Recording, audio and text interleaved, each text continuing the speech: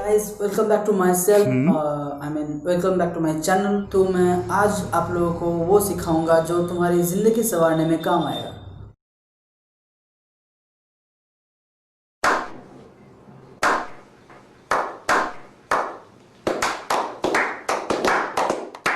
Okay कि jokes apart, चलो आज समझते हैं कि डीसी मोटर की वाइंडिंग कैसे किए जाते हैं।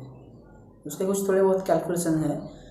वो कैलकुलेशन समझने में तुम्हारा थोड़ा दिमाग का तई भी हो सकता है, लेकिन सब्र करो, सब्र का फल मीठा होता है। तो लेट्स गेट स्टार्टेड। तो पहला इक्वेशन है P out equal to T S, जहाँ P आउट है आउटपुट पावर यानी कि W, टी एस यहाँ पे T है टॉर्क यानी कि न्यूटन मीटर में, और S है शैफ्ट का स्पीड। जो मोटर का स्पीड हम बोलते हैं ना, एक्चुअली तो उसको समझते हैं कि शैफ्ट का स्पीड है। मोटर तो खुद नहीं घूमता, शैफ्ट घूमता है, तो वो रेडियन पर सेकेंड में। तो इस इक्वेशन से हमको ये देखने को मिलता है कि अगर हमको हाई टॉर्क पे कंटिन्यूअस पावर आउटपुट चाहिए तो हमको स्पीड को आनुपातिक ह्रास यानी प्रोपोर्शनली रिड्यूस करना पड़ेगा, क्योंकि कोई भी मोटर जितना इनपुट लेगा ना, कभी उतना आउटपुट दे नहीं पाएगा। और डीसी मोटर की रेटिंग भी उसकी एबिलिटी पर डिपेंड करता है कि कैसे वो अपने अंदर की हीट को बाहर निकाले यानी डिसिपेट करे, जो कि अपने मैक्सिमम ऑपरेटिंग टेम्परेचर तक क्रिएट होता है। पर हर एक मोटर का आउटपुट में एक मैक्सिमम पावर और मैक्सिमम टॉर्क या फिर दोनों ही एक साथ होते हैं, जो मैक्सिमम में होगा, कुछ ना कुछ लिमिट।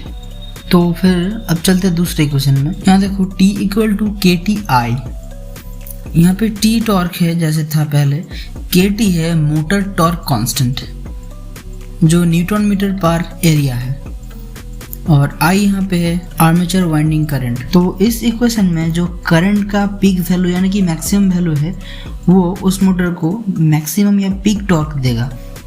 यहाँ पे मैक्सिमम करंट को तुम I पीक नोट कर सकते हो, और जो मैक्सिमम टॉर्क है उसको T peak. Motor speed is directly proportional to input voltage, that's why there is another equation S equal to E by KE। यहाँ पे S है शैफ्ट का स्पीड, E है input voltage applied to motor terminals, और KE है motor का voltage constant. जो पहले KT था वो क्या था, मोटर का टॉर्क कांस्टेंट, और जो अब KE है वो है मोटर का वोल्टेज कांस्टेंट। यहाँ वोल्टेज कांस्टेंट जो है KE, इसे कभी कभार बैक EMF भी बोला जाता है, पर KE पूरी तरह मोटर के स्ट्रक्चरल डिजाइन पर डिपेंडेंट है। अब KT और KE का वैल्यू करीब करीब सेम ही होता है ऐसा यूनिट पे, तो इसलिए इक्वेशन 4 में आता है, जो कि है KT इक्वल टू 1.3524 KE। अब इक्वेशन 4 जो है, यहाँ पे होता है कि जो वोल्टेज है वो directly proportional to the effective number of series conductor per coil, magnetic flux and the number of poles. और वोल्टेज जब वायर से जाएगी तो कुछ ना कुछ रेजिस्टेंस पैदा करेगी। तो फिर आते हैं नेक्स्ट एक इक्वेशन पे, R equal to Q C U I by A. यहाँ पे क्यू सी यू आई जो है, क्यू सी यू है रेजिस्टिविटी ऑफ कॉपर, जबकि यहाँ सी यू लिखा है इसलिए रेजिस्टिविटी ऑफ कॉपर, यहाँ हम कॉपर से ही मेजर करेंगे। और I है लेंथ ऑफ द वायर, जितना लेंथ वायर का हम यूज़ करेंगे, और A है cross sectional area of the wire. अब वाइंडिंग अगर चेंज होगा तो इंडक्टेंस भी चेंज होगा। तो L equal to N phi by I, यहाँ पे L है इंडक्टेंस इन हेनरीज, N है number of turns in coil, यहाँ फाई है टोटल मैग्नेटिक फ्लक्स, और A है cross sectional area of wire. तो फिर यहाँ से हम लिख सकते हैं कि phi equal to NIA by L, जहाँ पे L होगा length of the wire and coil. तो आर्मेचर चेंज करने पर मोटर के टाइम कांस्टेंट पे कुछ चेंज आएगा।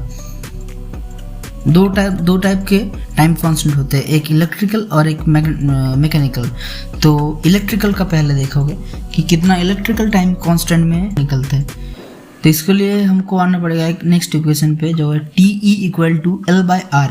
और मैकेनिकल टाइम कांस्टेंट देखें तो TM equal to RJ by KT KE। यहाँ पे J है रोटर का मोमेंट ऑफ इनर्शिया। तो अभी तक जितने भी इक्वेशन हमने दिखाया, ये सारे के सारे SI यूनिट्स में किए हुए थे। अब मैं इसका एक एग्जांपल देता हूँ जो तुम सॉल्व करके कमेंट सेक्शन में बताओ कि उसका जवाब क्या है।